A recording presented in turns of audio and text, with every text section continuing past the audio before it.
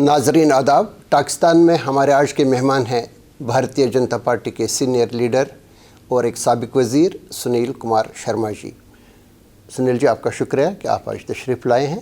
नाजरीन को ये बताएंगे कि सुनील कुमार शर्मा जी अमली सियासत में आए थे 2008 में, इंतखाबी सियासत में, जब उन्होंने पहला इलेक्शन लड़ा। हालांकि उन्हें वो हारा किश्तवाड़ से, लेकिन 2014 और 2024 में ये मुंतखब हुए। 2014 में किश्तवाड़ हल्के इंतखाब से, और उसके बाद 2024 में जो इलेक्शन हुआ था उस वक्त एक और पार्लियामेंट, ये असम्बली वाली कॉन्स्टिट्यूंसी बन गई थी।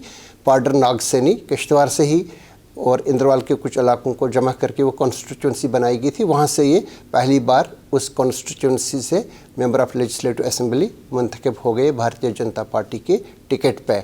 और इससे पहले मैंने बता दिया, ये एक साबिक मिनिस्टर रह चुके हैं मुफ्ती मोहम्मद सईद और महबूबा मुफ्ती के दौर में, जिस वक्त पीडीपी भारतीय जनता पार्टी की सरकार थी जम्मू कश्मीर में। उस वक्त ये एक मिनिस्टर थे, उनके पास मुख्तलिफ पोर्टफोलियोज़ रहे हैं। सुनील जी, आपसे जानना चाहेंगे कि आपसे बहुत सारे इंटरव्यूज़ वगैरह आपके हो चुके हैं, हम ज़रा ये जानना चाहेंगे आपका पस मंज़र क्या है, किस चीज़ से आप सियासत के अंदर आ गए और आपकी बुनियादी कहानी क्या है, ये कहाँ से आपका सियासी सफ़र शुरू हो जाता है? देखिए, सियासी सफ़र कोई मैनेज्ड या बहुत व्यवस्थित उस दृष्टिकोण से नहीं हुआ है। मैं वैसे किश्तवाड़ से आता हूँ और एक छोटा सा गांव है मेरा, हट्टा गांव, वहीं से मैं पैदा हुआ हूँ, स्कूलिंग वहीं हुई। चूँकि किश्तवाड़ में कॉलेज नहीं था तो कॉलेज के लिए उधमपुर आए, फिर वहाँ पे आधा अधूरा कॉलेज छोड़ के तो फिर इग्नो से कुछ डिग्री के लिए चल पड़े। तो इसी असना में चूँकि हमारी जवानी की दहलीज़ पे ही वो टाइम था जब आतंकवाद चरम सीमा पे था जी। और मैं शुरू से ही एक राष्ट्रीय स्वयंसेवक संघ का स्वयंसेवक रहा। जी हाँ। मेरे पिताजी इंडियन आर्मी में थे और लगातार 3 वार्स उनने लड़ी हैं।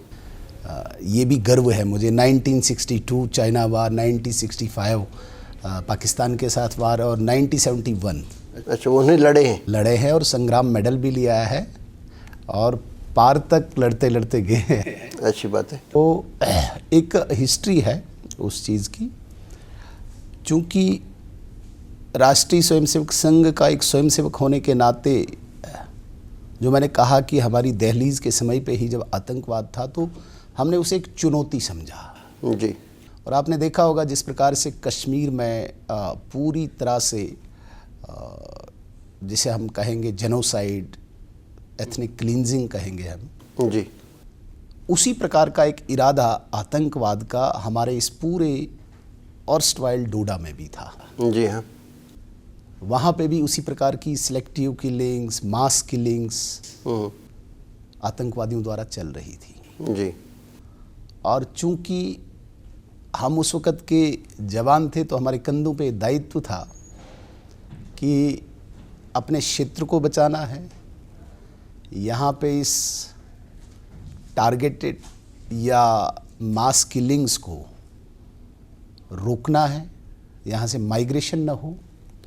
तो इसके लिए एक स्वयंसेवक होने के नाते हमारा ये दायित्व था और उस दायित्व में हम कितना चल पड़े, शुरू किया।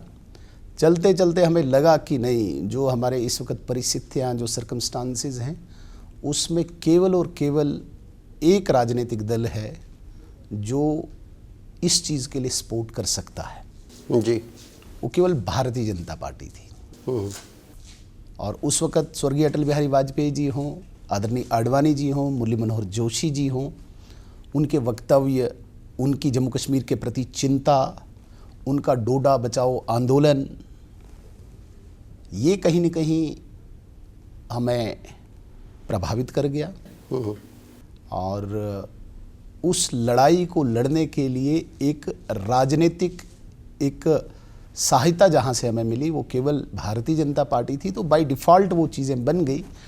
तो ये भी मकसद नहीं था दिमाग में कि हमने कोई चुनाव लड़ना है और कोई प्रतिनिधि चुना हुआ बनना है। हमारा लक्ष्य ये था यहाँ पे इस आतंकवाद के साथ कैसे लड़े हम, और जिसको हम अस्तित्व कहते हैं, एग्जिस्टेंस कहते हैं, जिस एग्जिस्टेंस में मुझे आज भी याद है वहाँ पे भारत माता की जय बोलना मतलब पाप जैसा लगता था। वो एक लड़ाई थी। जुर्रत नहीं करता था कोई? जुर्रत भी नहीं, मतलब निशाना बनाया जाता था। अच्छा। तो उसमें हम लड़े कूदे, मैंने खुद भी बहुत लड़ा है और मतलब हिट भी किया मुझे 2-3 बार। ये परमात्मा का मतलब हमला हुआ आप पे कभी? एक नहीं, मेरे पर काफ़ी हमले हुए, गोली भी लगी। अच्छा। काफ़ी। तो वो एक लड़ाई थी। लड़ाई में चलते चलते चलते हमें लगा कि वो जो सारा उस वक़्त का एक परिदृश्य था, उसको कहीं न कहीं एक राजनीतिक संरक्षण मिल रहा था। जो आतंकवाद था, जो अलगाववाद था, या इस प्रकार की जो भी गतिविधि थी, यहाँ पे कुछ राजनीतिक दल उसको संरक्षण दे रहे थे, प्रोटेक्ट कर रहे थे। तो वो एक लड़ाई हमारे सामने थी। उसी लड़ाई को लड़ते लड़ते हम इस फील्ड में आए, और इस फील्ड में आवश्यकता थी कि जो राजनीतिक दल उस अलगाववाद, आतंकवाद को संरक्षण दे रहे थे, बौद्धिक एक संरक्षण दे रहे थे, जिसे इंटेलेक्ट प्रोटेक्शन हम कहते हैं। तो उनके साथ जो लड़ाई थी, उस लड़ाई में लड़ते लड़ते हमने अपने अस्तित्व को, भारत माँ के अस्तित्व को, अपने सर्वाइवल को, अपने एग्जिस्टेंस को लक्ष्य निर्धारित करके इस एक यात्रा में चल पड़े। अब इस यात्रा में एमएलए बनना, मिनिस्टर बनना वो अलग चीज़ है, लेकिन बेसिक जो लक्ष्य था हमारा वो यही था जो हमें इस राजनीति के पथ पे ले आया।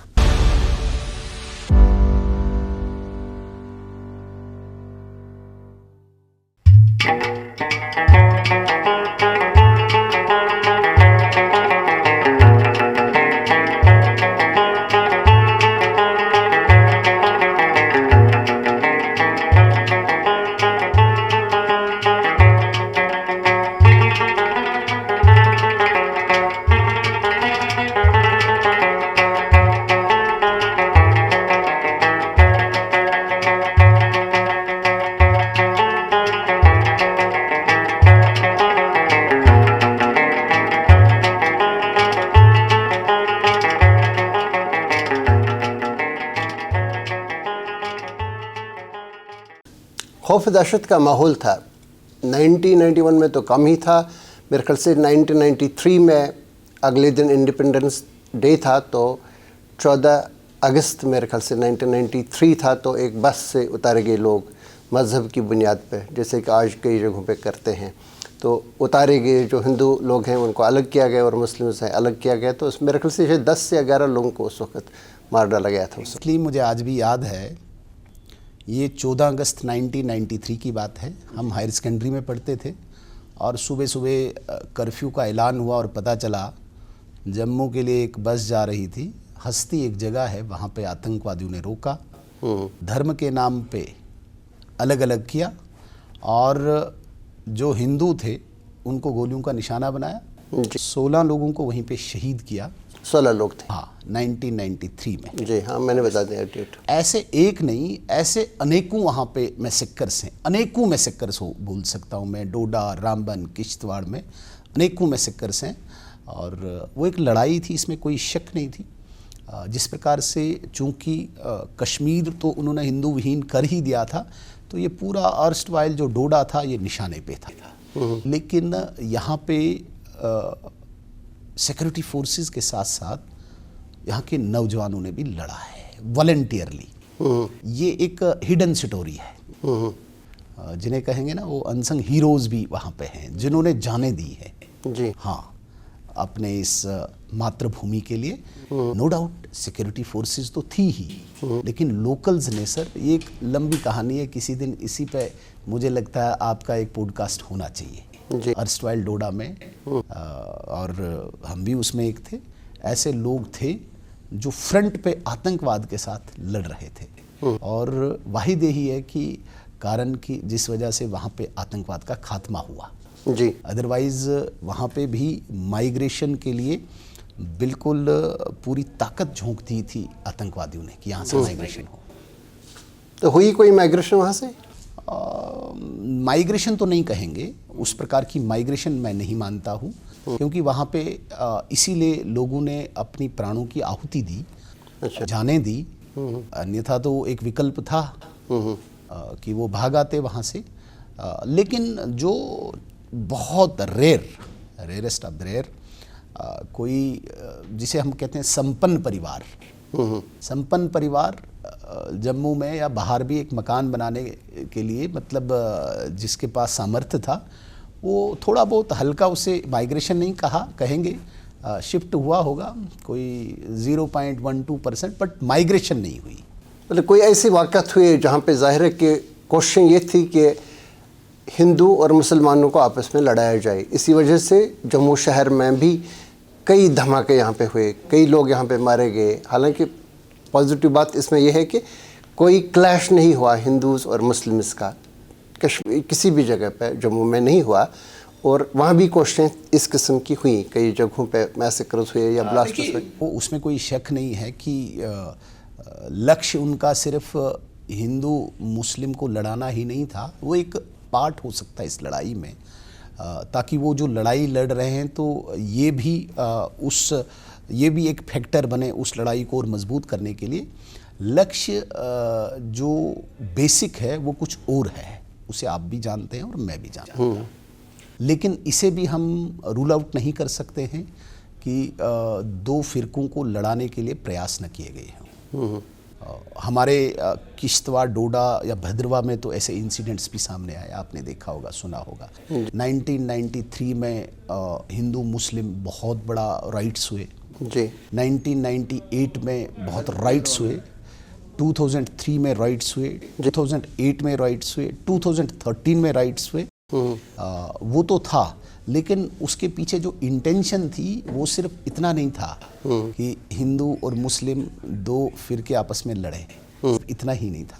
उसके पीछे इंटेंशन जो फंडामेंटलिज्म का जो एक लक्ष्य, उनका गोल है, वो हासिल करना था, और उसमें कोशिश करते थे कि जब राइट्स हों तो उनको इजी वो प्रोडक्ट मिलता था जी। एक उस टेम्परेचर का वो व्यक्ति उनको मिलता था जो उनके मकसद को हासिल करने के लिए एक टूल बन जाता था।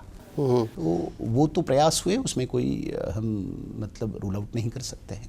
बाहर से अंदाज़ा यही लगा रहे थे लोग कि वहाँ पे फिरकावाराना फसादात होंगे, जिसको एक व्हीकल के तौर पे पाकिस्तान इस्तेमाल करेगा। एक इम्प्रेशन यही था। 2013 अगस्त का आपने जिक्र किया जिसमें फसादात हुए, हालांकि वो कंट्रोल भी जल्दी हुए आपके टाउन में, किश्तवाड़ में। तो उस वक्त बाहर से यही लग रहा था कि भड़क उठी है एक मुनाफरत की आग जो सारे किश्तवाड़ को ले डूबेगी। जिस वक्त हम वहाँ पे गए हमने महसूस किया, क्योंकि किश्तवाड़ शहर में जो टाउन है, हम वहाँ पे गए तो हमने देखा एक जगह पे मुसलमान का घर, उसके साथ हिंदू, उसके साथ मुसलमान, इस तरह से आपस में इंटरमिंगल हो गए हैं कि जैसे वहाँ पे कुछ हुआ ही नहीं था। मैंने कई लोगों से पूछा, मुस्लिम से, मैंने कहा ये कैसे शुरू हुआ? उन्होंने कहा कि हमारे ही कुछ लड़कों की गलती थी। फिर मैंने हिंदू लोगों से पूछा, उनसे पूछा कि ये कैसे शुरू, वो कह रहे हैं कि हमारे ही लोगों की गलती थी। अल्टीमेटली दोनों ये कह रहे थे बाहर से आए थे कुछ लोग जो असल में किश्तवाड़ टाउन के रहने वाले नहीं हैं, जिन्होंने यहाँ पे शुरू की, लेकिन कंट्रोल भी साथ ही हो गया। तो आप चूँकि वहाँ से ताल्लुक़ रखते हैं, रिप्रेजेंटेशन वहाँ से करते हैं, कई लोग ये भी बता रहे थे कि सुनील जी की कोई PSO थे तो उन्होंने किसी को धक्का मारा। क्या था असल में वो वाक़या, कैसे हुआ था? कि अहमद अली फयाज़ साहब, आपने बड़ी इन डेप्थ इसकी स्टडी की है, और 2013 लास्ट राइट्स हैं किश्तवाड़ के। जी हाँ।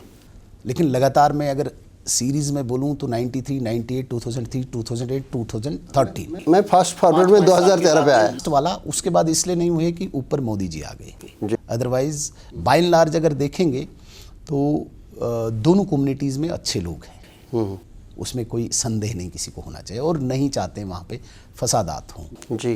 और हिस्ट्री भी है किश्तवाड़ की। जब 1947 में पूरा दोनों देश चल रहे थे, सीमाएं बिल्कुल मतलब लहूलुहान थी, अगर कहीं भी भाईचारा देखने को मिला था तब किश्तवाड़ था। उसकी मिसालें, उसका उदाहरण बहुत देते। लेकिन धीरे धीरे ग्रेजुअली वहाँ पे जिसे मैं कहता हूँ कि आतंकवाद के साथ जो ये फंडामेंटलिस्ट एक मेंटालिटी और आइडियोलॉजी वहाँ आई, उन्होंने वो कोशिश की कि उस भाईचारे को भी तबाह करें, यहाँ पे वही एथनिक क्लींजिंग करें। ये प्रयास हुआ और कुछ टूल्स उन्होंने वहाँ पे बनाए, इसमें किसी को शक नहीं है। लेकिन जो किश्तवाड़ का एक सही प्रकार से लोकल स्थानीय मकामी बाशिंदा है, नागरिक है, उसने कभी भी नहीं चाहा कि वहाँ पे कोई क्रय हो, कोई क्राइसिस हो, कोई इस प्रकार की लड़ाइयाँ हो। मैं इसे कहने में बिल्कुल गुरेज नहीं करूँगा। कुछ ऐसे लोग जिनका एक राजनीतिक लक्ष्य है, वो इस टेम्परामेंट को मेंटेन रखते थे, उन्हें फ़ायदा होता था। अन्यथा जब भी अहमद अली फयाज़ साहब, जब भी पॉलिटिकल विल पावर हो ना किसी चीज़ के लिए, तो ये बहुत छोटी चीज़ है कानून व्यवस्था को ठीक करना। आपने नहीं देखा, किश्तवाड़ तो छोटी बात है, मैं पूरे जम्मू कश्मीर की बात करता हूँ। 2014 आज जो लोग मोदी जी को कश्मीरियों का दुश्मन मानते हैं, आज जो अमित शाह जी को दुश्मन की संज्ञा देते हैं, मैं कहता हूं कि ज़रा उन लोगों से पूछें 2014 से कितने लोग कब्रों में चल बसे। तब तो मोदी जी नहीं थे, तब तो अमित शाह जी नहीं थे, और जब अमित शाह जी और मोदी जी आए उसके बाद एकदम, मैं तो नहीं कहूँगा पूर्ण, लेकिन आपने देखा होगा डिक्रीज़ कैसे हुआ ये सारा। आज कहीं भी एनकाउंटर्स में आपने इतने सालों से क्रॉस फायरिंग में सिविलियन किलिंग का नाम नहीं सुना। आज कहीं पे भी आपने नहीं सुना कि स्टेट के अगेंस्ट प्रोटेस्ट में कहीं पे भी पैलेट चला और कानून व्यवस्था को हाथ में नौजवानों ने लिया। आज कहीं पे भी नहीं सुना कि पत्थरबाजों को गोली मारी गई। क्यों? राजनीतिक इच्छा शक्ति उससे ऊपर है, किसी भी कीमत पे कानून व्यवस्था के साथ कंप्रोमाइज़ नहीं करने देंगे। मैंने मिसाल इसलिए दी पूरे जम्मू कश्मीर की, क्योंकि ये हमारे सामने जीता जागता उदाहरण है। राइट फ्रॉम 2019 और मैं कहूँगा और ज़्यादा सकती, उससे पहले चलो अलायंस था, दूसरी पार्टी भी सरकार में थी, लेकिन जब पूरा कंट्रोल इस वक्त मिनिस्ट्री ऑफ होम अफेयर्स के पास आया तो राजनीतिक इच्छा शक्ति प्रबल थी, तो ये चीज़ें रुक गई। लेकिन जब हम उस परिप्रेक्ष्य को देखते हैं 2013 तक के परिप्रेक्ष्य को, तो राजनीतिक जो इच्छा शक्ति थी वो कमज़ोर थी। या तो उनकी इच्छा थी कि ये चलता रहे, बॉइलिंग टेम्परेचर बना रहे और राजनीतिक रोटियां वो अपनी सेकते रहे। लेकिन जब दिल्ली में सरकार चेंज हुई, जम्मू कश्मीर में कानून व्यवस्था पूर्णतः गृह मंत्रालय के पास, ये सब चीज़ें खत्म हुई। वरना एक्सपेक्टेड था, मतलब ये मान के चलते थे लोग कि अगले 5 साल में फिर होगा। हमने देखा है 93 में हुआ, 5 साल बाद 98 में हुआ, 5 साल बाद 2003 में हुआ, 5 साल बाद 2008 में हुआ, 5 साल बाद 2013 में हुआ। जब 2018 आया तो सब तैयार थे कि शायद फिर 5 साल बाद, लेकिन ऊपर गृह मंत्री, ऊपर प्रधानमंत्री और जो पॉलिटिकल विल थी वो बड़ी स्ट्रांग थी। वो सिर्फ न किश्तवाड़ के लिए, पूरे जम्मू कश्मीर के लिए कहीं पे भी इस प्रकार की कानून व्यवस्था को हाथ में नहीं लेने दिया जाएगा, जिस वजह से बिल्कुल आपने एक स्मूथ हालात देखे। और वही कारण है, चाहे डोडा है, किश्तवाड़ है, भद्रवा है, बिल्कुल पूर्णतः शांति रही in terms of with respect to this communal rights. ठीक है, एक प्रयास है हमारे दुश्मन देश का, वो भेज रहा है, और लेकिन कहीं न कहीं जो लोकल एक मानसिकता, एक माइंडसेट, एक रेडिकलाइजेशन तैयार की गई थी, उसे पूर्ण विराम लग गया। और मैं दावे के साथ कहता हूँ, जहाँ पे कश्मीर में हर साल मिनिमम हम चलें तो 150 से 250 और मैक्सिमम चलें तो 450 से 500 यूथ बंदूक उठाते थे भारत के विरुद्ध, वेजिंग वॉर अगेंस्ट कंट्री। और वहीं पे अगर इस पूरे अर्स्टवाइल डोडा में लें, वहाँ पे भी साल में 200 भी गए हैं। आज 2025 एक ऐसा साल गुजरा सर, पूरे एंटायर जम्मू कश्मीर में एक्सेप्ट दैट इंसिडेंट जो दिल्ली में हुआ, उसे थोड़ा सा अलग परिभाषा। इस किस्म के वाक़यात तो यूरोप अमेरिका में भी होते हैं। एक भी नौजवान बंदूक नहीं उठाता है भारत के विरुद्ध। ये इससे बड़ी उपलब्धि हो क्या सकती है? मैं कहता हूँ 36 के ईयर्स के इस इतिहास में, हिस्ट्री में पहली बार हुआ कि भारत सरकार की प्रबल इच्छा शक्ति के बाद यहाँ पे लोगों ने रिजेक्ट कर दिया बंदूक को। ये बहुत बड़ी इच्छा शक्ति है। तो इसलिए इस कंटेक्स्ट में मैंने मिसाल दी किश्तवाड़ की। जब राजनीतिक इच्छा शक्ति प्रबल हुई तो ये सारी चीज़ें स्मूथ हुई।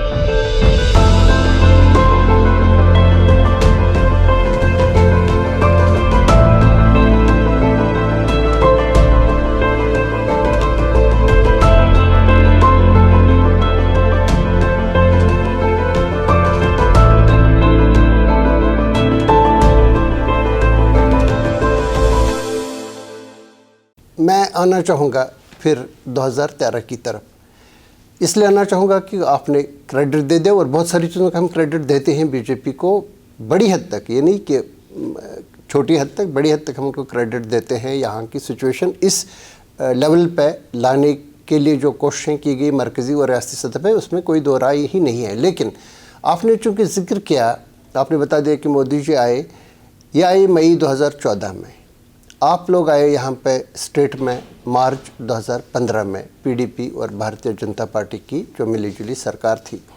2013 में जिस वक्त ये किश्तवाड़ का वाक़या हुआ, हालांकि मैं एक वाक़े की तरफ जिक्र करना चाहूँगा जिससे मैं काफ़ी मुतासर हुआ था, और मैंने फिर वो अपनी स्टोरी भी हिंदू में शुरू की थी, रसायल जावेदनी के कोई जनाज नैरन कोई आसान मोइज रात नाज़नीन यार मैन ये मुलाकात।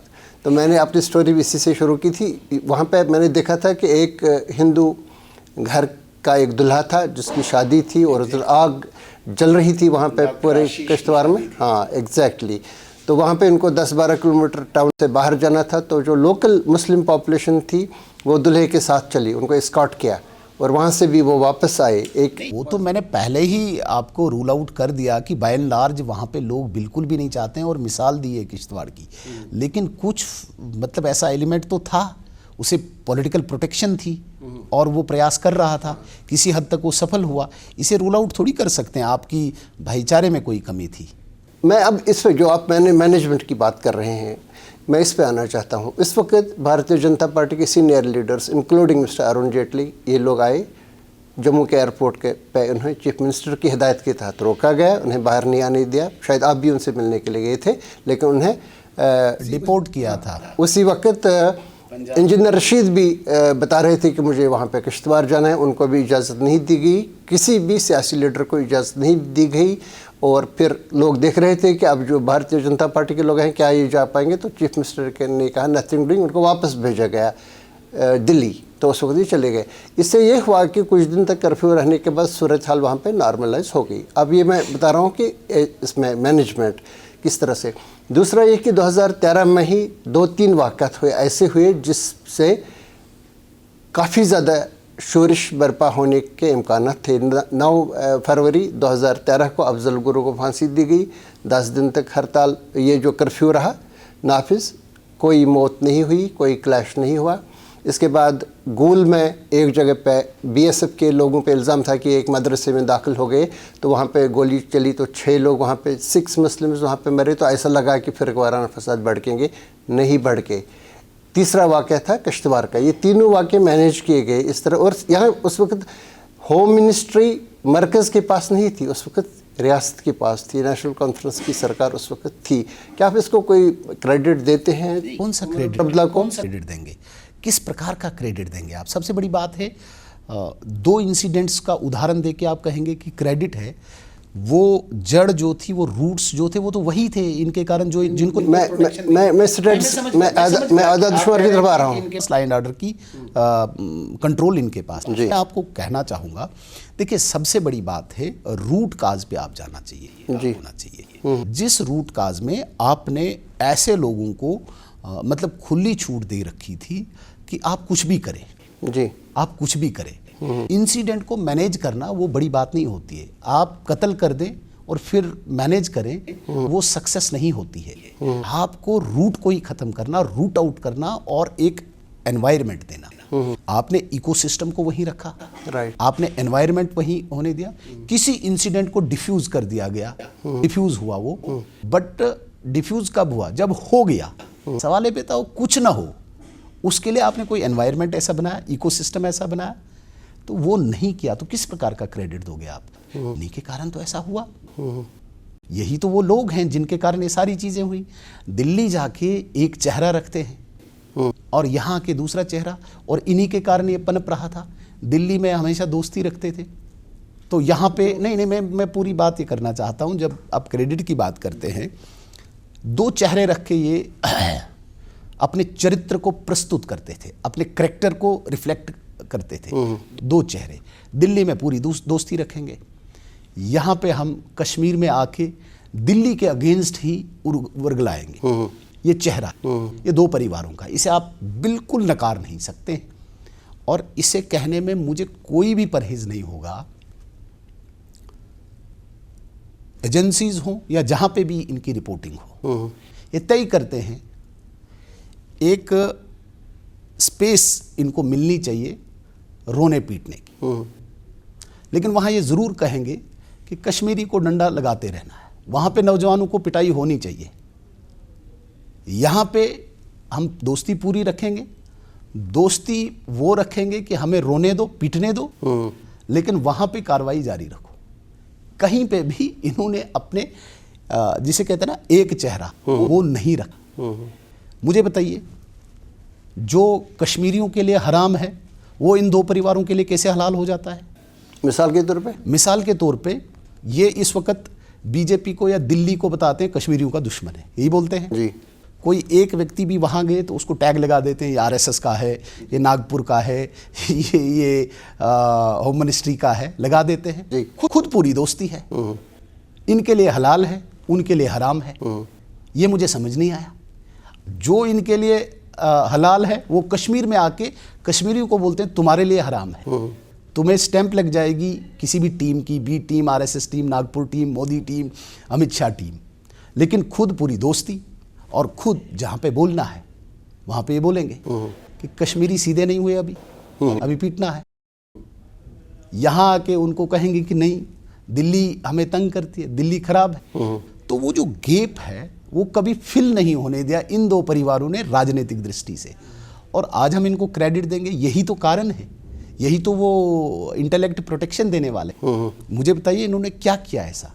और जब पूर्णता अपने हाथ में, गृह मंत्रालय के हाथ में सिक्योरिटी लॉ एंड ऑर्डर आया, उस दिन के बाद आज देखें पैलेट जंग लग गया है, अंदर पड़ी हुई है, नहीं निकली बाहर, कहीं नहीं निकली बाहर।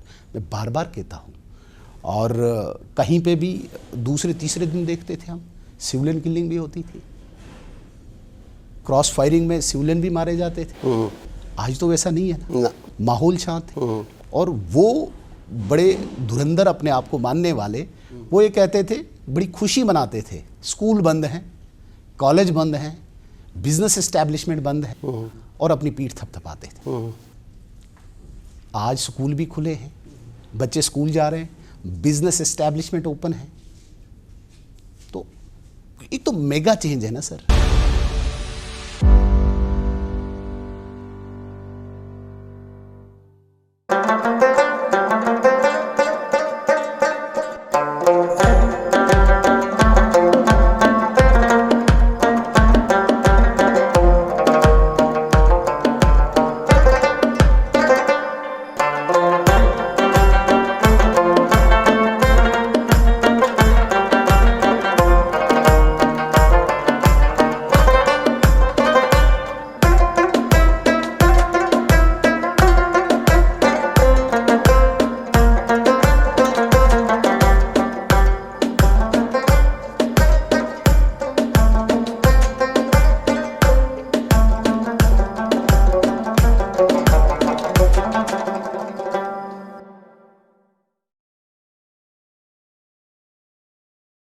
2010 में इसमें कोई दो राय नहीं, तकरीबन 100 लोग मर गए, जिसका अभी आप भी जिक्र कर रहे हैं, वामिक फारूक और अरे मैं इसलिए कर रहा हूँ सर, ठीक है।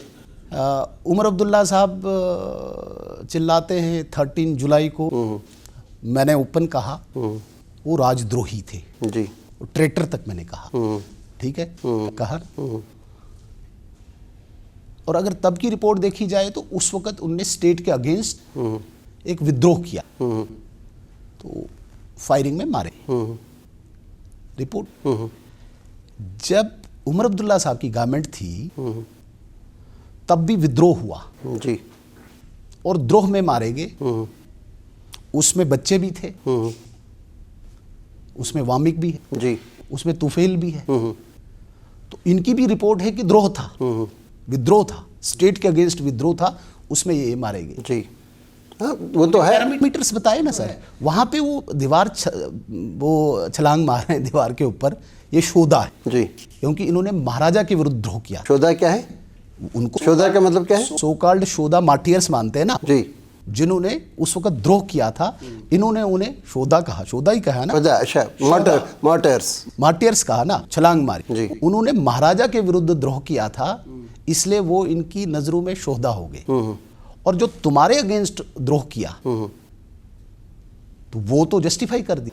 भाई उस वक्त भी अगर द्रोह हुआ था तो मारे गए, तुम्हारे वक्त तुमने भी तो रिपोर्ट दी, अगर इतने लोग मारे गए तो ये राज के विरुद्ध विद्रोह किया था। तो ये मुझे बताइए, ये कौन सा चश्मा उधर का लगाते तो इधर का लेते? ये चश्मे तो सारी पार्टी से बदलती है ना। सारे हिंदुस्तान में लोग जमहूरियत की कस्में खाते, जमहूरियत को सेलिब्रेट करते हैं। यहाँ तो आप ऑटोक्रेसी के डेट्स मनाते हैं, उस पर हड़ताल, ये तातील करते हैं, छुट्टियाँ। कौन सी 5 अगस्त की? महाराजा की मतलब डे पे और शेख अब्दुल्ला की वाली छुट्टी ख़त्म कर दी गई। नहीं, देखिए महाराजा शेख अब्दुल्ला ने इस स्टेट की डेमोक्रेसी के लिए लड़ाई लड़ी ना। कौन सी डेमोक्रेसी की लड़ाई लड़ी? कब लड़ी है डेमोक्रेसी? किस चीज़ की लड़ाई? किस चीज़ की लड़ाई लड़ी? मुझे बताइए, किस चीज़ की लड़ाई? मुतलकुल अनानियत के खिलाफ, ऑटोक्रेसी के खिलाफ। किस चीज़ की लड़ाई ली? ब्रिटिशर्स की कॉन्स्पायरेसी का एक हिस्सा बन के महाराजा के विरुद्ध जब पूरा देश अंग्रेज़ों के खिलाफ लड़ाई लड़ रहा था, पूरा देश अंग्रेज़ों को क्विट करने के लिए लड़ाई लड़ रहा था, तब महाराजा, तब शेख मोहम्मद अब्दुल्ला साहब महाराजा के विरुद्ध लड़ रहे थे। आप अंदाज़ा कीजिए, कंपेयर कीजिए, जब देश इकट्ठा होकर ब्रिटिशर्स के अगेंस्ट लड़ रहा था, तब यहाँ पे शेख साहब किसके विरुद्ध लड़ रहे थे? तो सवाल पे था, कौन सी डेमोक्रेसी? डेमोक्रेसी महाराजा ने दी जब उन्होंने एक्सेशन कर दिया, मर्जर कर दिया। उसमें रोल क्या है अपने शेख साहब का? यहाँ पे महाराजा जो थे प्रिंसली स्टेट के, महाराजा हरि सिंह जी, अथॉरिटी उनके पास थी, उन्होंने भारत के साथ विलय कर दी। तो ये कौन सी लड़ाई लड़ रहे हैं? डेमोक्रेसी की लड़ाई कोई लड़ने की आवश्यकता नहीं थी। जब भारत एक संघ बन गया, एक स्ट्रक्चर, पूरा देश यूनाइट हुआ, तो ऑटोमेटिकली डेमोक्रेसी आई। उसके लिए इन्होंने कौन सी लड़ाई लड़ी? भारत को आज़ादी के लिए जो लड़ाई लड़ी है उसमें महात्मा गांधी है, उसमें सुभाष चंद्र बोस है, उसमें भगत सिंह है, उसमें चंद्रशेखर आज़ाद है। इन्होंने तो लड़ाई किसके खिलाफ लड़ी? आप देखें ना ज़रा, वो ब्रिटिशर्स की एक लड़ाई थी जिन्होंने महाराजा के विरुद्ध एक पूरी जिसे योजनाबद्ध तरीके से लड़ाई कहते हैं, उसका टूल बने थे। महाराजा की दौर था, उसको मोनार्की ही कहते हैं ना, मुतलकुल अनानियत, ऑटोक्रेसी। तब कौन सी और कहीं पे कौन सी ऐसी स्टेट थी? कोई नहीं थी, लेकिन तो वो तो निज़ाम ही वैसा था। लेकिन लोग नहीं मनाते ना उनके दिन।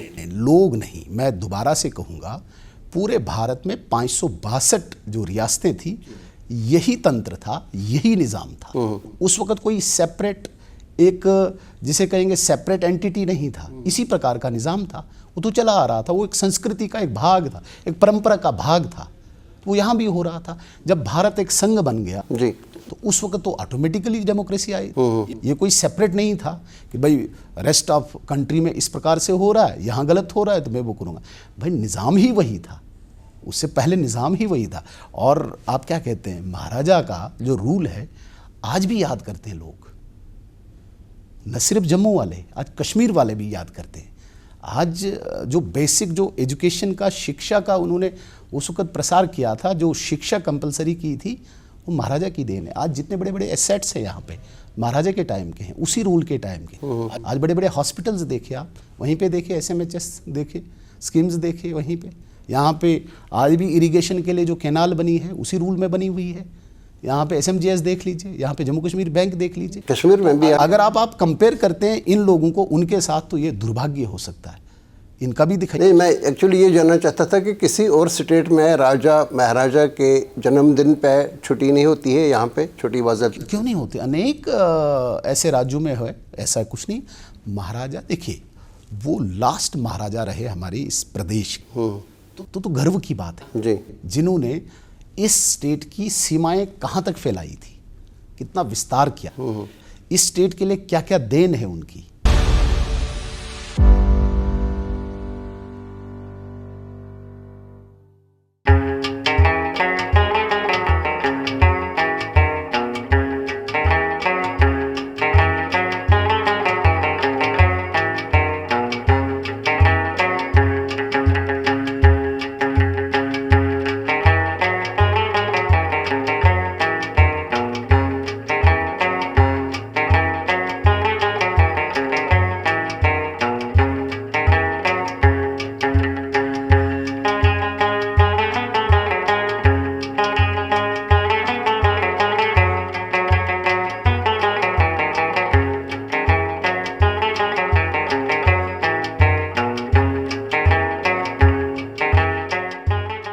हम आ रहे हैं वापस 2010 और 2009 में। तो हमने बता दिया कि इसमें अफरा तफरी काफ़ी रही, लेकिन 2011, 12, 13, 14 ये जो 4 साल थे, इनमें बतदरीज इसमें कमी हुई, क्योंकि हम डेली बेसिस पे ये सारी चीज़ें रिपोर्ट करते थे।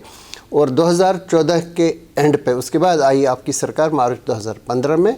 बाय दैट टाइम जो इन्फिल्ट्रेशन 2014 में हुई थी, 7 से 8 लोग वहाँ से आए थे, 7 से 8 लोग भर्ती हुए थे।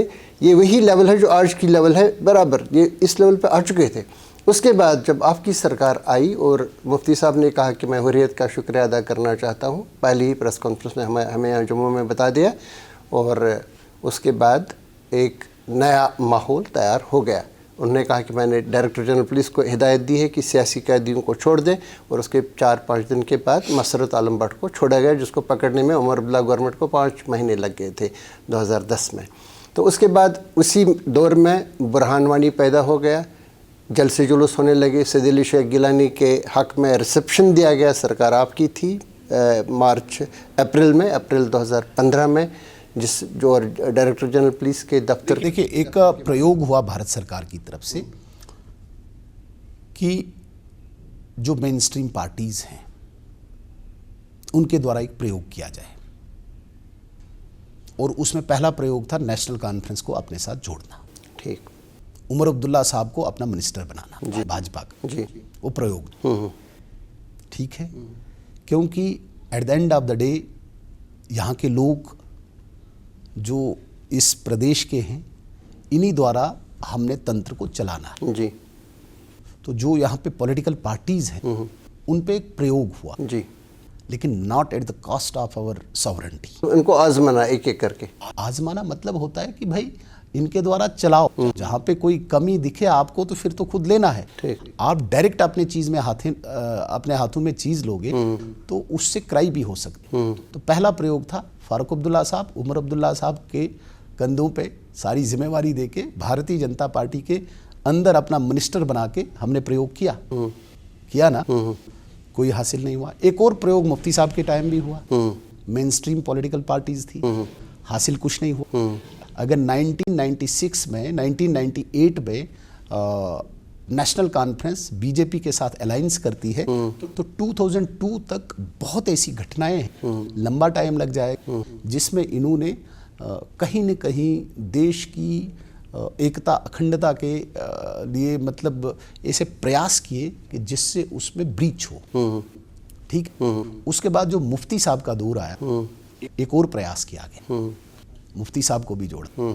हमने हर एक को जोड़ा है, जितनी पॉलिटिकल पार्टीज है। आज ये अपने आप को कहते हैं नहीं वो है तो ये है, ये सारे वही है, सबको प्रयोग किया गया। लेकिन जब लगा कि नहीं इसके द्वारा भी नहीं हुआ, उसके द्वारा भी नहीं हुआ, फिर स्वयं भारत सरकार ने जब कानून व्यवस्था अपने हाथ में ली, आज आप रिजल्ट।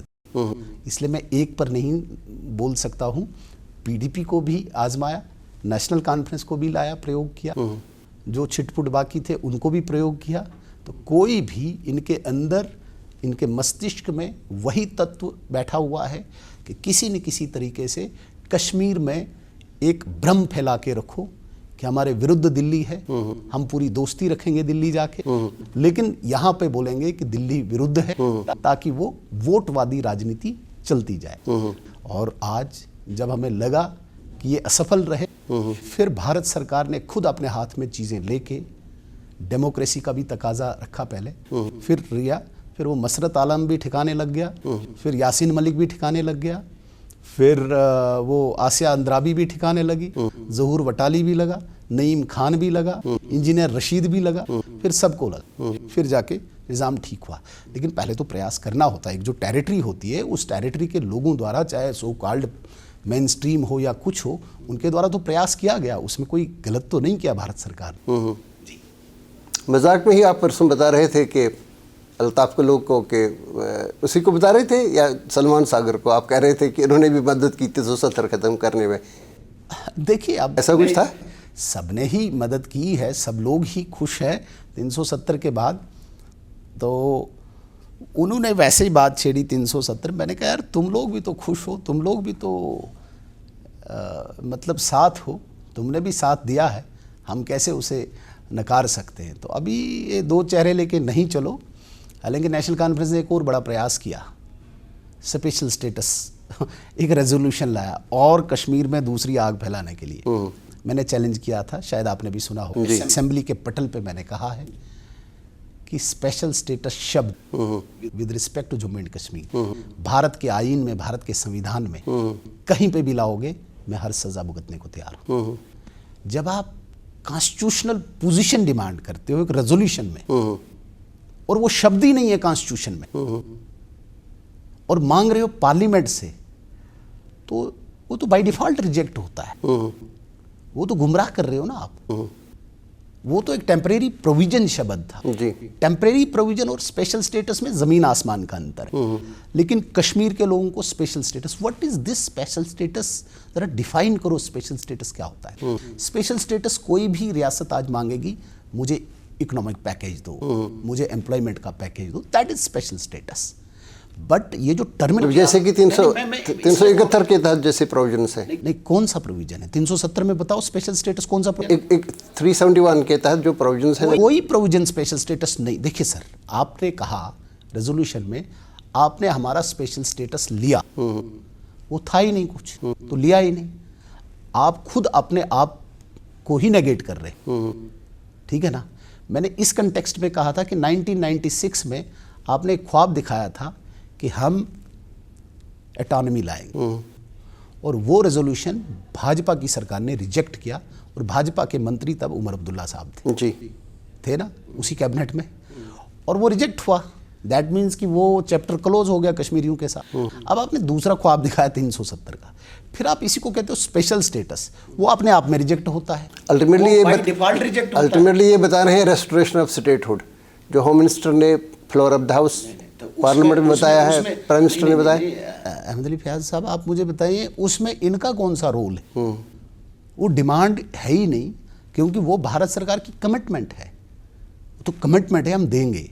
आपने जो ख्वाब दिखाए थे वो कश्मीर को एक दोबारा से उस टेम्परेचर पे लाने की कोशिश की थी, लेकिन उसको रिजेक्ट किया। ये 370 हमने कहा है, मोदी जी, ये स्टेटहुड हमने कहा है, ये मोदी जी का स्वप्न है, जिस पे मैंने सीएम साहब को ऑफर किया था, इनवाइट किया था कि आपने 15 अगस्त की स्पीच में कहा कि मैं घर घर जाके सिग्नेचर कराऊंगा। मैंने कहा यही 5 अगस्त का विजन था कि आप कश्मीर में घर घर जाके साइन लाओ कि 370 नहीं स्टेटहुड मिले। निकले ही नहीं वो, मैं भी साथ चलता। स्टेटहुड हमारी कमिटमेंट है, हमारा एजेंडा है, वो हम देंगे, वो भारतीय जनता पार्टी देगी, नरेंद्र मोदी जी देंगे। उसमें मांगने की कोई आवश्यकता ही नहीं। उसमें आप थोड़ा सा गड़बड़ा रहे हो, आपकी कथनी कुछ और थी, अब आप कहीं और ट्रैक पे चले। तो ये ट्रैक हमारा है, और इसी के लिए हमने बोला आपको, आप घर घर जाके सिग्नेचर भी करा लो। यही 5 अगस्त का मकसद है कि कश्मीर को समझाओ नेशनल कॉन्फ्रेंस वालों कि स्टेटहुड ही मिलना है। ये एजेंडा ही नहीं उनका, ये हमारा है।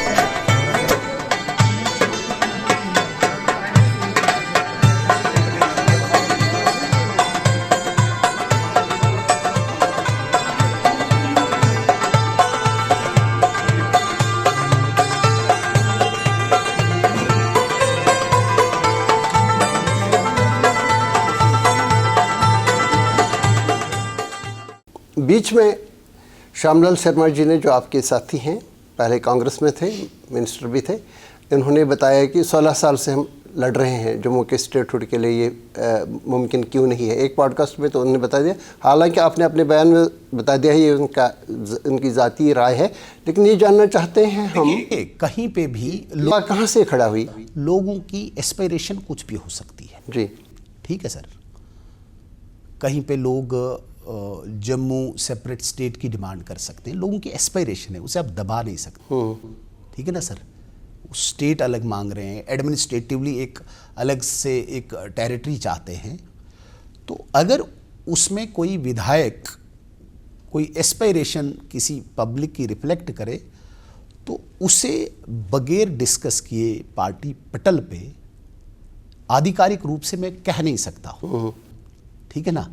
लेकिन एस्पायरेशंस को इग्नोर नहीं कर सकते हैं। वो विधायक ने लोगों की एस्पायरेशंस को रिफ्लेक्ट किया। मैंने ये कहा कि भारतीय जनता पार्टी आधिकारिक रूप से कहीं पे भी ऐसी चर्चा नहीं हुई कि हम जम्मू अलग स्टेट, कश्मीर अलग स्टेट के अभी इस पे डिस्कशन में हैं, वो मैंने कहा।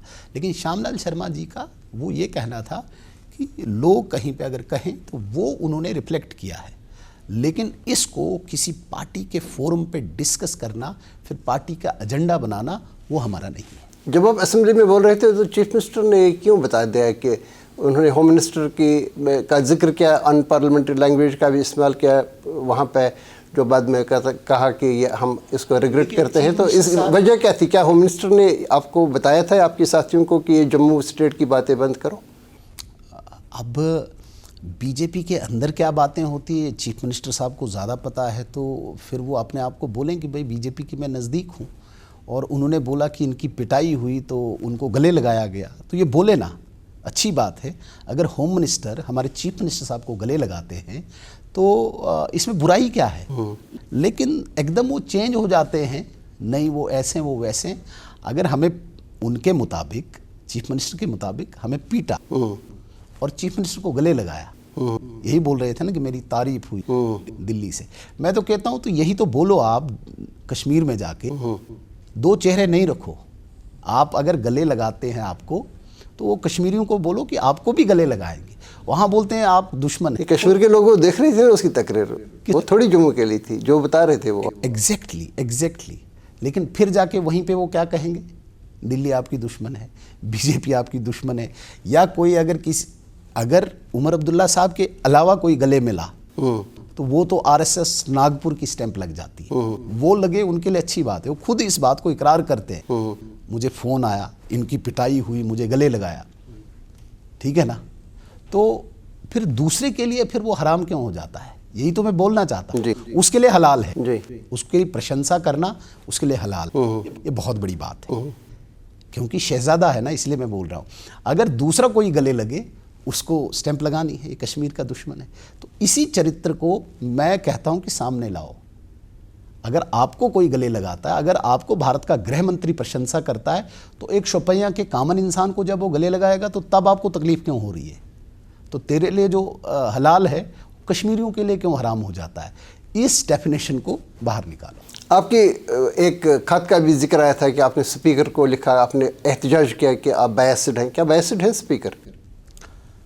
देखिए, काफ़ी जगहों पे हालांकि स्पीकर साहब बहुत सीनियर आदमी है और मैं मानता हूं कि बहुत इंटेलिजेंट व्यक्ति है, लेकिन वो रग जो होती है ना, थोड़ी बहुत कभी वो मतलब दिख जाती है। तो बहुत जगह पे स्पीकर साहब को जो चीज़ नहीं करनी चाहिए वो करते हैं, या हो सकता है हमने तो देखा बहुत वक्त देते हैं पार्टी में, हाँ देते हैं। लेकिन मैं बहुत बड़ा इल्ज़ाम नहीं लगाऊंगा। देखिए, हाउस चलाना भी कठिन होता है। नेशनल कॉन्फ्रेंस को ऐसे आवश्यकता नहीं थी बहुत ज़्यादा बोलने की, क्योंकि सरकार उनकी, ये काम होता है अपोजिशन का, उनको टाइम नहीं मिलता है मंत्रियों से मिलने का, उनकी तो रोज़ मीटिंगें होती है। तो वहाँ पे थोड़ा सा स्पीकर साहब जिसे कहेंगे बाइस्ड वे में चलते हैं। लेकिन बाय लार्ज ओवरऑल देखा जाए तो स्पीकर साहब एक सुलझे हुए बड़े सीनियर व्यक्ति हैं, हमें एहतराम भी है उनका। लेकिन जहाँ पे उनकी थोड़ी बहुत वो गलती है तो वो उजागर करना मेरा बीइंग एलओपी वो कर्तव्य भी है, वो तो मैं बोलूँगा। तो अभी आपको लग रहा है टोटलिटी में मतलब ये इंसाफ से काम नहीं ले रहे हैं? इंसाफ वो कोई जज का फैसला तो नहीं सुना रहे हैं कि फांसी दे रहे हैं नहीं देनी। नहीं, मैं कहता हूँ कि इंसाफ मतलब होता है कि जो उनकी ड्यूटी है थोड़ा सा बाइस्ड चलते हैं, बाइस्ड में हाँ चलते हैं, थोड़ा टाइम का भी ध्यान रखते हैं, उसी तरफ ज़्यादा वो देते हैं। जहाँ उनको लगे कि यहाँ पे अब सरकार को थोड़ा रिस्पॉन्सिबल ठहराएंगे वहाँ पे वो तो टाइम काउंट करते हैं, आपको बताते हैं कि इतने मिनट हो गए आपके। नहीं, वो तो हम भी यहाँ से बताते हैं कि इतने इतने मिनट हुए, मैं तो उनके चैम्बर में जाके कहता हूँ जी। और सबसे बड़ी बात है जब इस प्रकार की अनपार्लियामेंट्री लैंग्वेज का यूज़ हुआ है वहाँ पे, उनको तो किसी चीज़ का वेट नहीं करना चाहिए, एक्सपंज करना चाहिए। उसके लिए आपने डिमांड नहीं की? आप तो कह रहे थे कि माफ़ी मांग लें चीफ मिनिस्टर। पोजीशन पे जो बैठा है व्यक्ति, मतलब आप मुझे बताएं पार्लियामेंट्री लैंग्वेज में आप जूते शब्द का इस्तेमाल करोगे? नहीं करना, तो खुद उनको करना चाहिए एक्सपंज। आपने डिमांड क्यों नहीं किया? वो आप तो कह रहे थे चीफ उसी मिनिस्टर। वक्त की, हमने तो उसी वक्त की, लेकिन उनने इंतजार किया जब चीफ मिनिस्टर साहब आए, वो उनको नहीं करना चाहिए जी। ये नाइंसाफी तो है। जब जम्मू की यहाँ पे बात चल रही थी, जैसे लैंड्स की बात चल रही, तो आप एकदम बोलते हैं कि ये लैंड जहाद है। आप कहते हैं कि तभी पे बहुत सारे जगहों पे ये किन के खिलाफ इल्ज़ाम है और क्यों है? देखिए 90s के बाद एक ऐसा तत्व जो मैं कहूँगा कि जिसकी नज़रें और जिसकी इंटेंशन थोड़ी सी डिफरेंट है, उसने एक डेमोग्राफिक चेंज के लिए जम्मू में एनक्रोचमेंट बहुत की, जी। जिसका मैंने कहा कि हाई कोर्ट में भी वो लिस्ट सबमिटेड है एक एजेंसी द्वारा, एक डिपार्टमेंट द्वारा। 689 एनक्रोचर्स उन्हें नाम दिया है, मैंने नहीं, जी। आज भी लिस्ट निकाल सकते हैं। और एक विशेष समुदाय से हैं जिन्होंने तवी रिवर बेड को एनक्रोच किया है। कब? 90s के अच्छा, मुख्तलिफ टाइम। अच्छा, हाँ, बट 689 सिर्फ तवी रिवर बेड की मैं बात कर किया है एक विशेष समुदाय से, और उन्हें आइडेंटिफाई किया गया है। उसे मैं लैंड जहाद कहता हूँ, और उसी को प्रोटेक्ट करती है हमारे कुछ असेंबली में मेंबर्स, जिसे मैं लेजिस्लेटिव जहाद की संज्ञा देता हूँ। जहाद क्यों? जहाद तो एक मजहबी टर्म है मुसलमानों की, जिसको वे मुकद्दस मानते हैं। जब कोई मुल्क एक मुस्लिम स्टेट के ऊपर, एक मुल्क के ऊपर हमला करे तो उसमें तो आतंकवादी जब इनको मारते थे एक पर्टिकुलर कम्युनिटी के लोगों को, वो क्यों जहाद बोलते थे? नहीं, आतंकवादी वो क्यों जहाद बोलते थे? उसको हम नहीं मान सकते ना उनकी। वो बोलते थे, वो तो खुद जहाद की संज्ञा देते थे उसको। वो तो देते हैं, वो तो देते। मैं कहता हूँ कि जो ओवरऑल कलेक्टिव एक मुस्लिम टर्मिनोलॉजी है, इन चीज़ों को वो जहाद नहीं मानते। वो किसको मानते हैं जहाद? वो कहते हैं अगर कोई, जिसको वो हरबी कहते हैं, दारुल हरब, दारुल हरब, हाँ, अगर कोई मुल्क जंग छेड़े मुसलमानों मुझे पता है दारुल हरब को दारुल इस्लाम में बदलने के लिए एक लड़ाई, वो मैं समझता हूँ के साथ, वो बात तो यहाँ नहीं है ना। यहाँ पे हुक्मी जहाद है ही नहीं इंडिया में किसी जगह पे। देखिए, आपकी जो परिभाषा है वो ठीक हो सकती है, या आप ये कहें कि जहाद वर्ड नहीं, कोई पर्यायवाची शब्द इसका निकाल सकते हैं हम, लेकिन हो सकता है शब्द मेरा अलग है लेकिन भाव मेरा डिफरेंट है। अच्छा, मकसद कोई और है? मकसद ये है कि एक इंटेंशन से, अब हो सकता है क्योंकि आप बड़े आलिम हैं इसमें, इस वर्ड को हो सकता है मैं डिफाइन नहीं कर पाऊँ, लेकिन जितना मैंने सुना है उसके आधार पे मैंने कहा कि एक उसी प्रकार का जहाद, जिस प्रकार का जहाद एक आतंकवादियों ने लड़ा, जिसे उन्होंने जहाद कहा।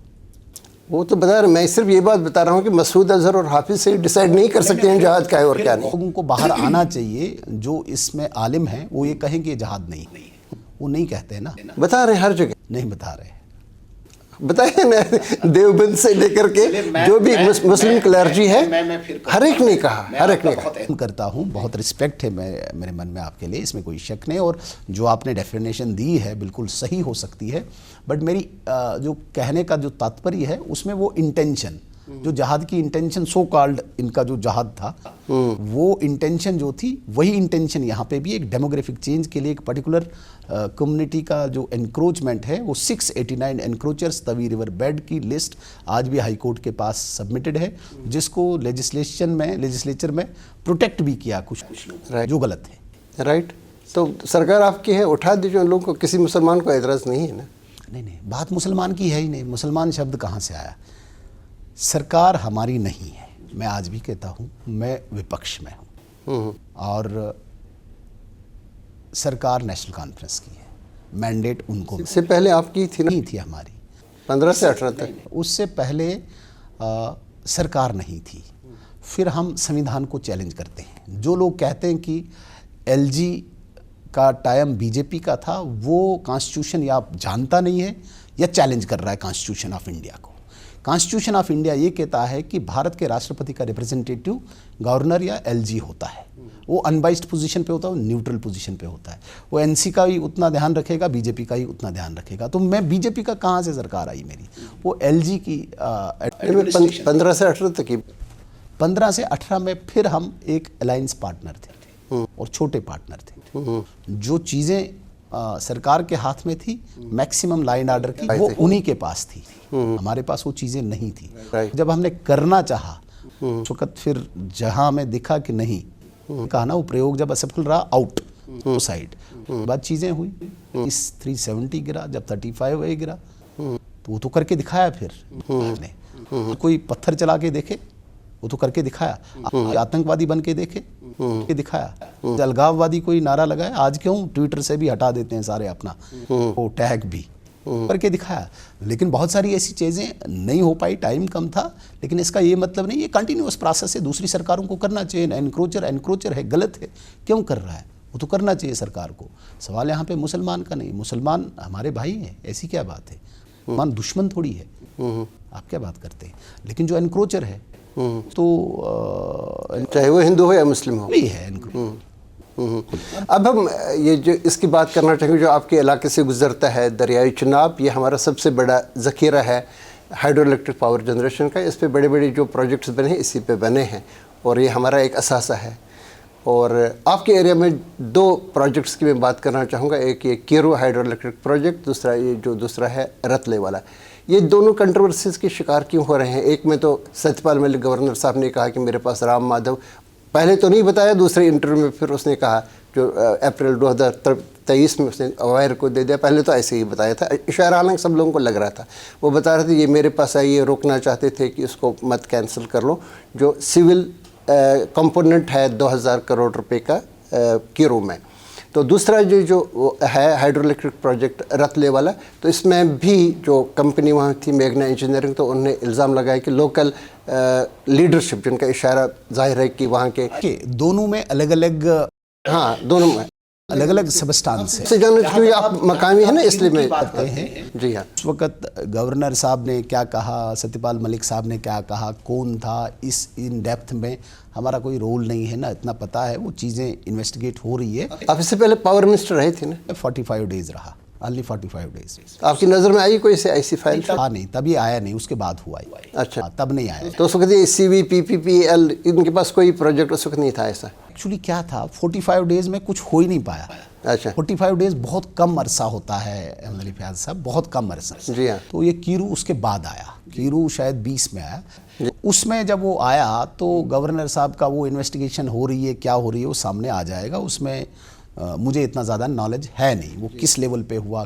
18-19 में ही आया, ठीक है। 19 या 20 में, चलो 19 में ही रखो, तो वो तो सामने आ जाएगी। क्योंकि CBI जहाँ पे कर रही है, देश की इतनी बड़ी क्रेडिबल एजेंसी जहाँ पे कर रही है, जो इल्ज़ाम लगा है तब का, तो सामने आ जाएगा, उसमें किसी को दिक्कत नहीं। वैसे सत्यपाल मलिक साहब का स्टेटमेंट आपने देखा होगा, शाम को एक, सुबह दूसरा, शाम को तीसरा, बड़ी चीज़ें वो बदलते रहे। उस पर मैं नहीं जाऊंगा क्योंकि मेरा उसमें कोई रोल नहीं। जहाँ तक आपने मेगा इंफ्रास्ट्रक्चर की बात कही, देखिए किसी भी जगह पे जब कोई प्रोजेक्ट आता है, वो कोई भी हो, पावर प्रोजेक्ट हो, कंस्ट्रक्शन का हो, तो लोकल विधायक पे एक कंपल्शन होती है, एक प्रेशर होता है कि हमें भी वहाँ पे एडजस्ट करो मजदूरी में। जी, इसमें कोई शक, मेरे पास भी आते हैं, एक आम गरीब तबका। हाँ आते हैं, करना भी चाहिए। और लोकल मेरी कॉन्स्टिट्यूंसी में बन रहा है जी, वहाँ से बाहर से आ रहा है तो हमें मजदूरी नहीं मिल रही है, जी। हमें लड़ना पड़ता है। में कोई इल्ज़ाम लगाए, उसमें कंपनी के इल्ज़ाम को नहीं डरना है। वहाँ पे जो लोकल है उसके हक को अगर आपने आपके ईगो से वो टच किया या आपके दूसरे किसी से, तो फिर वो लोकल का अधिकार जो है मारा जाता है। उसमें कंपनी कुछ भी कहे, हाँ कोई भी देश दुनिया की एजेंसी ये कहे कि विधायक ने कहीं पे भी कोई डिमांड या भ्रष्टाचार किया, तब हम सर झुका के कोई भी सज़ा भुगतने को तैयार। लेकिन इससे हमें कोई वंचित नहीं कर सकता। मैं अपने क्षेत्र में अपने गरीब मजदूर के लिए कंपनी को बोलूँगा इसको मजदूरी दो, क्यों नहीं दोगे? आप अगर बाहर से लाओगे, किसी दूसरे प्रदेश से लाओगे, तो क्या इसका हक नहीं है? जिसकी ज़मीन गई है, क्यों नहीं दोगे आप अगर कंट्रैक्टर हो, आप अपना इंटरेस्ट देखोगे जी कि भाई यहाँ का लोकल है, हो सकता है स्किल्ड कम है, ये है, मैं तो लड़ूंगा। तो वो टकराव तो रहेगा, लोगों की हित की लड़ाई लड़ेगा, उसका टकराव रहेगा। मुझे नहीं लगता कि कोई बहुत बड़ी बात है, ये होता है, हर जगह होता है। हाँ, मैं कोई अपने लिए कोई वो अपनी इंटरेस्ट की बात करूं तो मैं मुजरिम हो सकता हूं। मैं अपने लोगों के लिए, अपने गरीब के लिए आखिरी दम तक लड़ूंगा। आप मुझे कुछ भी कहें, मैं अपने गरीब को उसके हक की लड़ाई के लिए फ्रंट पे रहूंगा। तो अभी क्या प्रोग्रेस है इन दो प्रोजेक्ट्स की? कीरू तो कमीशन हो रहा है। ये मैं इसलिए पूछ रहा हूँ कि कई लोगों को तशवीश है कि वहाँ से कंपनीज पहले भी भाग गई हैं, कंट्रोवर्सी अननेसेसरली। कीरू तैयार है, बाय दिस सितंबर 2026 ये कमीशन हो जाएगा। अच्छी बात है, खत्म हो गया, इसमें कोई वो है नहीं, ग्राउंड पे वहाँ कोई कंट्रोवर्सी भी नहीं है। अलबत्ता लोकल्स की लड़ाई रहती है, हमें लगाओ हमें लगाओ, और रेटल भी चल रहा है। वहाँ पे हमारी लड़ाई थी, जो लोकल्स उन्होंने निकाल दिए, वहाँ पे 298 लोगों को निकाल दिया जी। उसमें लोकल थे जिनकी जमीनें गई थी। अच्छा, तो क्यों? अभी प्रोजेक्ट चल रहा है, उनको लगने दो। बोलेंगे हमें काम नहीं करने दे रहे, भाई तुम्हें तो सुनना पड़ेगा, सुनना नहीं है। लेकिन मेजॉरिटी काम लगभग रेटल का भी हो गया है। ये क्यों बताया गया कि इनके टेररिस्ट लिंक्स है जो वहाँ पे काम करते हैं? वो हो सकते हैं, थे भी कुछ लोग वहाँ पे। ऐसा कोई था जिसका कोई टेररिस्ट लिंक था? लोग निकाले पुलिस ने, जो पहले टेररिस्ट रहा है और उसको काम मिला है, प्रॉपर वेरिफिकेशन नहीं हुई है, वो तो है जी। सुनील कुमार शर्मा जी, आपका बहुत बहुत शुक्रिया। आज आप तशरीफ़ लाए और वक्त पे आए, तो आप इसे सिलसिला कलाम जारी रखेंगे मुस्तकबिल में भी। आपका बहुत बहुत शुक्रिया। तो नाज़रीन, ये थे भारतीय जनता पार्टी के सीनियर लीडर सुनील कुमार शर्मा, जिनका ताल्लुक ज़िला किश्तवाड़ से है और ये नागसैनी पार्डर से मेंबर ऑफ लेजिस्लेटिव असम्बली है इस वक्त जम्मू कश्मीर की असम्बली में। आपसे आज बात कर रहे थे। आपका भी शुक्रिया सुनने के लिए।